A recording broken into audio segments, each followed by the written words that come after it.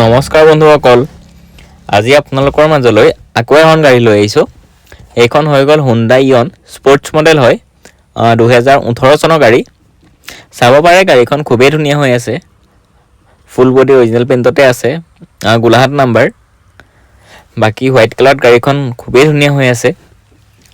Tyre কণ্ডিশ্যনো গাড়ীখনৰ ধুনীয়া হৈ আছে। আৰু ভালদৰে আপোনালোক গাড়ীখন এবাৰ দেখাই দিছোঁ।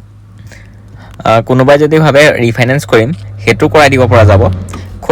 খুব কম ডাউন পে'মেণ্টত 40-50 হাজাৰ টকাত এইখন গাড়ী ৰিফাইনেন্স কৰাই দিব পৰা হ'ব।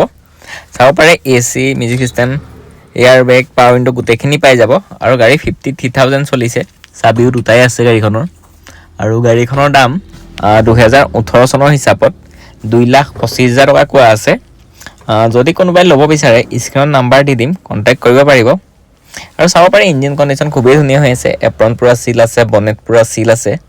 গাড়ীখন কোনো মাৰ খোৱা নহয়, ফুল বডি অৰিজিনেল পেইণ্টতে আছে। আৰু যদি কোনোবাই ল'ব বিচাৰে স্ক্ৰীনত নাম্বাৰ দি দিম, কণ্টেক্ট কৰিব পাৰিব। দামটো ক'লোৱেই, 2,25,000 টকা, 2018 চনৰ গাড়ী। চাব পাৰে, যদি কোনোবাই পচন্দ কৰে স্ক্ৰীনত নাম্বাৰ দি দিম, কণ্টেক্ট কৰিব।